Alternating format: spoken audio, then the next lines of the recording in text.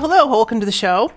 I'm getting this out a little late today. It's been kind of one of those crazy weeks, but I want to dive in and talk to you about how creating conversations in your business and in your marketing is going to save you so much time and so much money. But besides that, it's actually going to make you stand out and develop longer term sales opportunities with people that want to do business with you. And so I'm sure you've heard more than once that people buy from people that they know, like, and trust.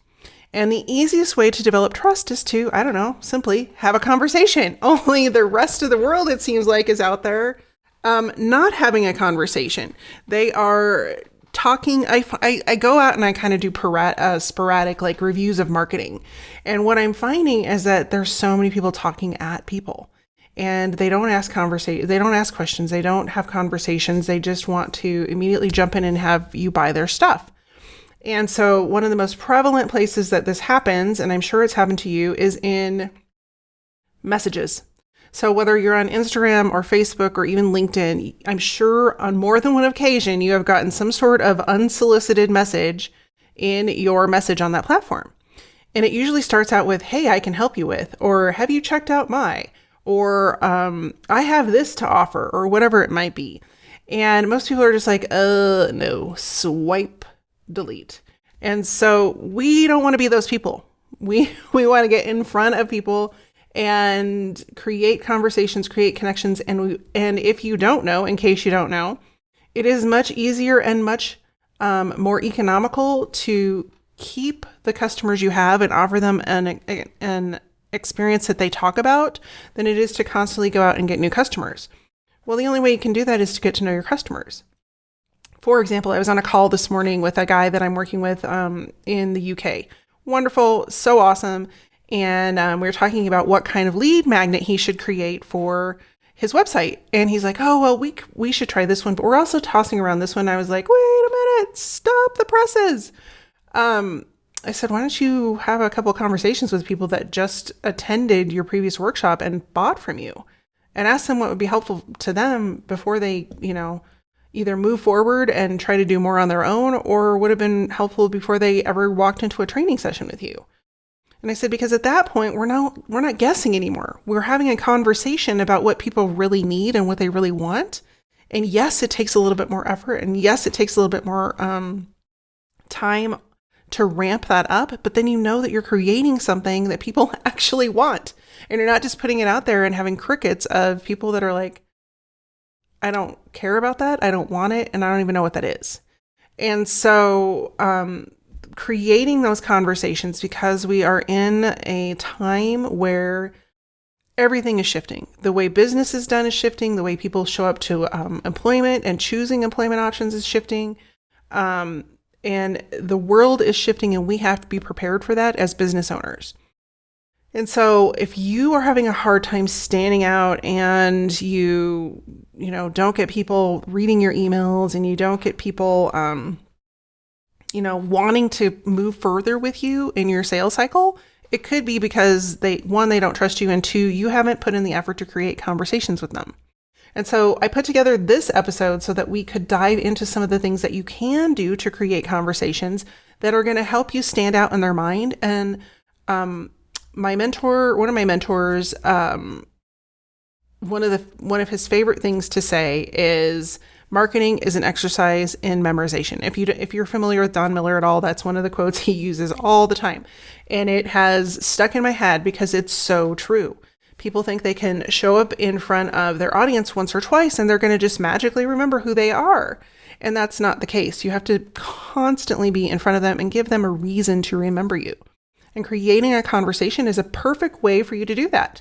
So without further ado, just as a side note, if you're watching this on YouTube, I'm like totally bundled up today because it's really cold out. So I had on a different shirt and I'm like, I have to put on my sweatshirt. So if I'm looking a little bit more cash than usual, that's why. But if you're listening to the podcast, hey, no worries, you won't see any of that. But let's dive into the 3 tips I have for creating conversations. Then if you stay tuned till the end of this video or the end of this episode, I have a bonus for you. So number one is we want to learn how to ask open-ended questions. And a lot of times when we create questions and we are asking questions, we're looking for a yes or a no answer.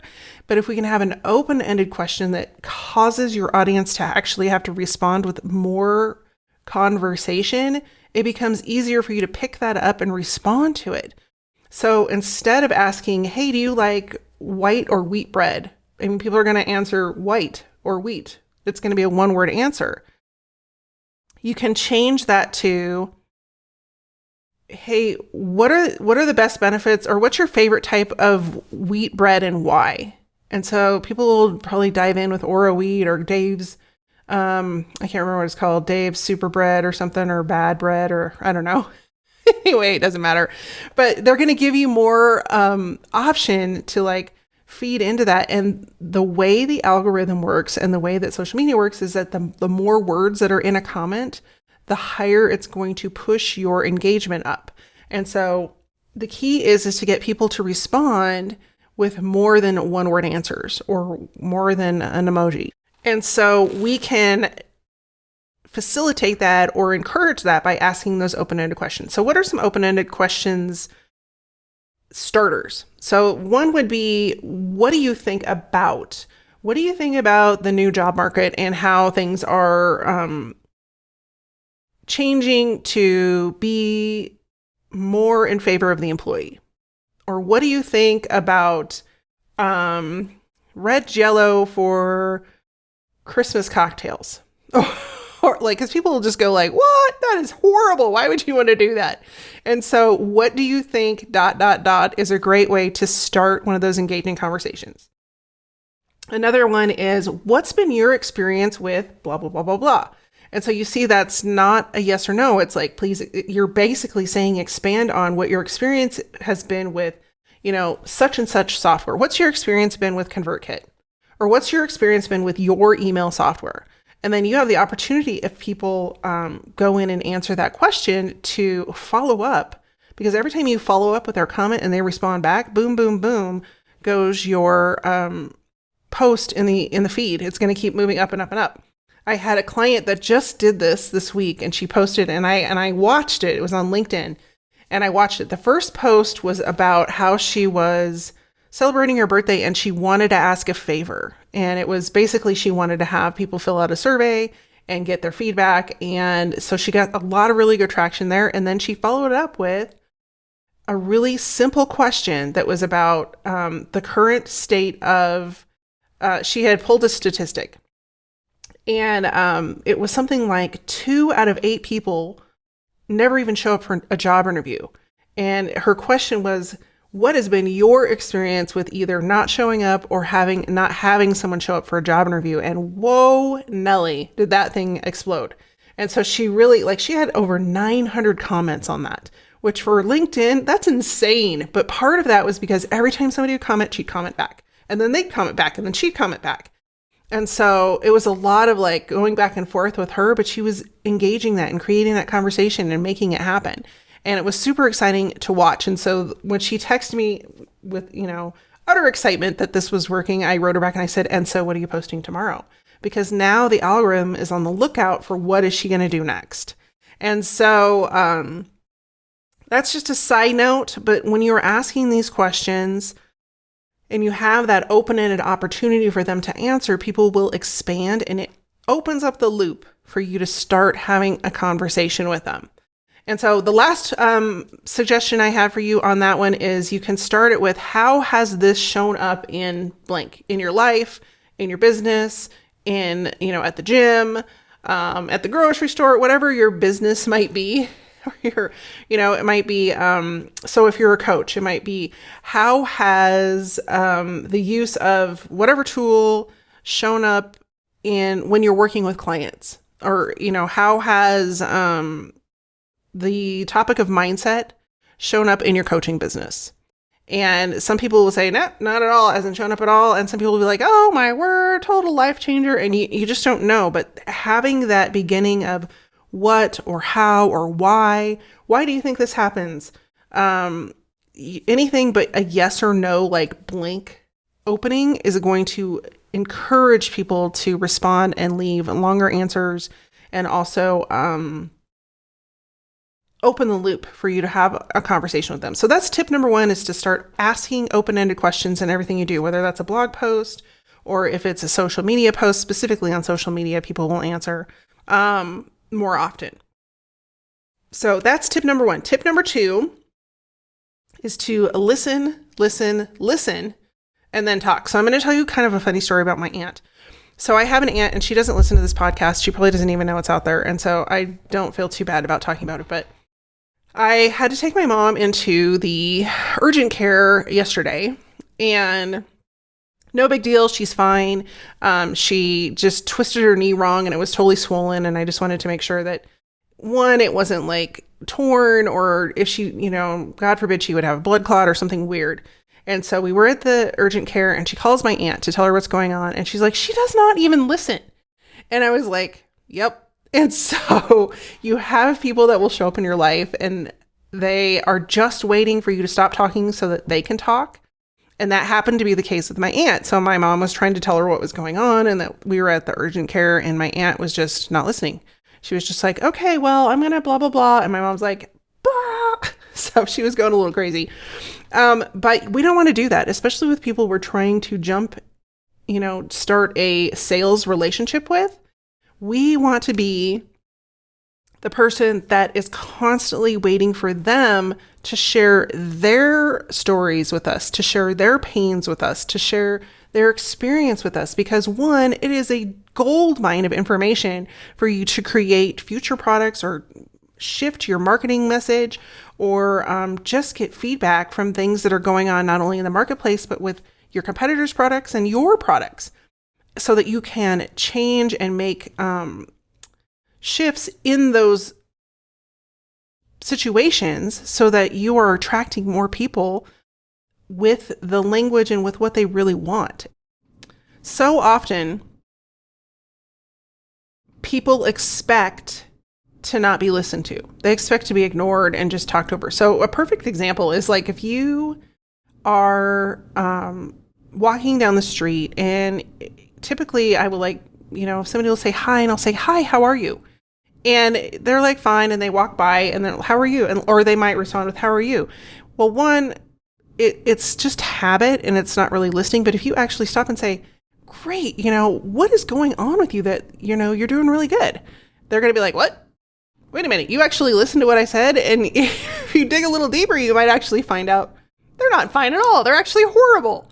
They got in a car accident, and their dog got eaten by a coyote, or who knows what. But, most people will just say fine because it's habit, and they don't want to go into a conversation with somebody that's not going to listen to them. And I had this experience specifically when I was in Belize, and it was kind of the opposite of the experience. And so when you're in Belize and you are struggling with the language, it causes people to listen more deeply. And so whether I was like trying to spit out the, 40 words of Spanish that I still remember, or I was trying to listen to somebody else speaking Spanish, it was often like I really had to listen to what they were saying and pay attention to what they were asking me. And so I really want to encourage us as marketers in our business to have that skill set, to just really stop and go like, okay, wait, I need to say that a little slower so that I make sure I get it and I make sure I understand what you're saying. And so when you're having those conversations and you start to listen, and listening is a practice. It's just like anything else. You have to practice active listening. And most of us don't do that. We're just busy and we go on about our day and we're not listening. We're tuned into our phone, whatever might be happening. And so if you can choose to proactively listen and trick your brain into not just moving on to the next thing, but paying attention to specific words they're saying and then recalling them, including their name. Like that's like, there's so many ways that you can remember people's names and things out there. And it's one of the most forgotten things is like, you can, especially as you get older, you can hear somebody's name. And then if you're not paying attention because your brain is in 15 different directions, you could ask them 3 more times and you're still not going to remember what their name is. And so if you're active listening and you're listening and you kind of attach something to their name, Like, if your name is Megan, maybe you're like, Megan has maroon shirt on today. So Megan Maroon. And so, whatever that might be, but that's going to make your brain activate. So you're not just like on autopilot when you're having conversations with people, or whether that's in real life, or even more importantly, if you're doing it online, because it's so easy to be distracted with your emails dinging in, your phone ringing. You've got the side window open, and you've got, maybe you have a project management software and things are clicking through, or you're trying to do a project while you're on a Zoom meeting. Our brain can't do that. And so we have trained ourselves to not be focused. And so when you integrate active listening into your marketing plan, you have to be intent on making that skill a habit. And I'm not going to lie, it's not hard. It's hard. You're not going to get it right away. You're probably going to beat yourself up a little bit, but don't. Just focus on trying to actively listen, especially if you are trying out the conversation piece we talked about in step 1. You're really going to want to make sure that you're focused in on what that person is saying and asking poignant questions that let them know you have been listening to them. And so that's tip number 2, is to do some active listening and practice active listening. And I don't really think there's a way you can do it 24 hours a day. I think you would make yourself a little bit crazy. But, maybe you just practice it for 10 or 15 minutes, or you carve out a certain time of your day that you're going to be focused on listening to other people, or doing some listening in the marketplace to see what people are saying and things like that. And that you are just really focused on that, and you don't let other distractions get in your way. And set a timer. I did that the other day. I was on a phone call with a friend, and I said, I have to set a timer, because otherwise we'll just sit here and yak, and I waste an hour. Like, an hour goes by. It's not wasted, but I spend an hour, and I need to be focusing that time on doing other things. And so if you need to do that to practice your active listening, whip out your phone. We have this powerful tool, or get an old-fashioned timer, or whatever's going to work for you. Set a time frame, go out and do just that. Go out and listen, or have a conversation and actively listen, or whatever that might be, and then up the time as you go through, and that will help improve that habit for you. Tip number 3 is to be consistent. So if you're going to show up, for example, on social media, and I inferred this in my example when I was talking about my client that's on LinkedIn. If you show up consistently, one, you really gain a little bit more control of how often your posts are showing up on social media, because people will start to see them and they'll be like, oh yeah, I see that they're posting again. I'm going to go ahead and react to it and see, I'm going to leave a comment. And so then when that person posts again, it's more likely that you're going to see their next post as well. But the more important part is that every time that someone that you want to get in front of, that you want to turn into a customer, interacts with your brand, they're remembering who you are. They're remembering what you do and who you are, and how they will be able to reach out to you if they need your services, or more importantly, even they can recommend you to somebody else. Because a lot of times we think, oh, so-and-so is going to be our customer, or so-and-so, we just need to get them to sign on. But it really could be, Sally's brother's cousin who needs it. But because you were top of a conversation they were having at their dinner party on Saturday night, because you kept showing up in their newsfeed, or your blogs keep showing up in their inbox, or whatever it might be, any number of things, and preferably all of those things, they're going to be like, oh yeah, well, I remember, Elisa she does this because she's, I got this great email, and then they can talk about, the email that you sent them, or whatever it might be. But when you show up consistently, no matter what it is you're doing, so whether you're showing up in an inbox, or you're recording a podcast, or you're posting on social media, or you're doing all of those things, you're more likely to get people to remember, oh yeah, they do this. Oh yeah, they do this. Oh yeah. And even subconsciously, if they may not be thinking, hey, I'm looking for somebody to help me with my marketing, subconsciously, when that topic of conversation comes up, say at a dinner party or at golf league, people are going to say, oh, I know someone who does that. And your name is going to come to the top of the list, because you've done the work to, 1, create conversation, 2, show up consistently in front of them, and 3, shown them that you have the solution to what they need you to do. And so people are busy. And we often think, like, I have heard this many, many times from people, I just feel like I'm repeating the same things over and over. And I'm like, you are. Because what you're doing, it's like when you go on a bike ride on a trail, like a dirt trail. The more times you ride your bike on that trail, the more you're going to dig a rut into that trail. And the more you ride in the rut, the more defined it becomes. And it works the same with your marketing. And so it may seem like you are repeating yourself again and again and again, and you're just saying the same things over and over and over. But as I said before, marketing is simply an exercise in memorization. And so if you want people to remember you and you want them to reach out and to work with you, we have to be really good at repeating that story again and again and again.